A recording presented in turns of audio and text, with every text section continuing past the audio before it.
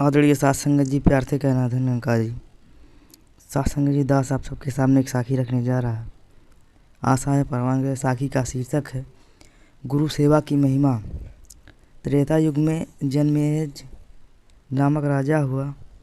वो राजा परिचित का पुत्र था। एक बार वह कुरुक्षेत्र में अपने भाइयों के साथ यज्ञ कर रहा था। उसी समय वहाँ अचानक एक कुत्ता आ गया। कुत्ते को देखकर राजा के भाइयों को क्रोध आ गया। उन्होंने उस कुत्ते को बहुत मारा। कुत्ता रोते हुए अपनी माँ के पास गया और कहा उसे यज्ञ की किसी वस्तु को स्पर्श भी नहीं किया था। इसके बावजूद राजा के भाइयों ने उसे बहुत मारा। माँ की ममता जाग उठी। वह गुस्से से यज्ञ स्थल पर पहुँच गई और राजा जन्मेजय से कहा, राजा, आपने एक निर्दोषी प्राणी को मारा है। आप पर भी इसी प्रकार संकट आएगा। माँ के मुख से निकले हुए दुख भरे हुए शब्द फलित हो गए।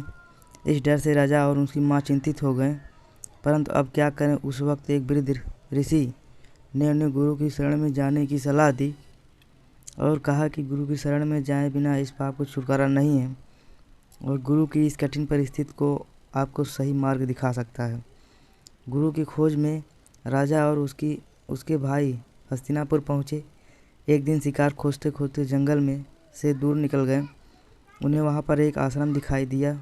उस आश्रम में सुरुत सरवान नाम के एक महान विद्वान तपस्वी रहते थे। राजा ने अपनी सारी हरकत उन्हें बता दी और आशीर्वाद की कामना की। उस विद्वान तपस्वी ने राजा को अपने पुत्र सोमसर्वा के पास जाने को कहा। वह महान तपस्वी है, आपके संकट का निवारण अवश्य करेंगे। वह अपने आप पास आने वाले किसी भी याचक को खाली हाथ नहीं भेजते। यह बात तपस्वी ने राजा को समझाई। राजा उस महान तपस्वी को सोमसर्वा के पास गया और अपने महल में आने की विनती की। राजा की विनती सुनकर तपस्वी सोमसर्वा महल में जाने को तैयार हुए। राजा के भाइयों को बड़ा आनंद आया।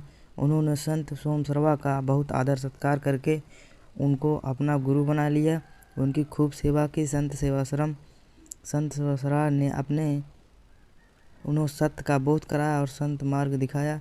गुरु ने उनके प्रबंध भोग का समाप्त कर दिया, उन्हें कर्मयोगी बना दिया। राजा जन्मेजय अपने भाइयों सहित गुरुदेव की आज्ञा अनुसार जीवन जीने लगे।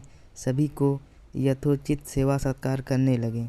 कुछ दिनों के पश्चात राजा जन्मेजय ने तक्षशिला आज का कश्मीर पर आक्रमण किया। गुरु की आशीर्वाद से विजय हुई।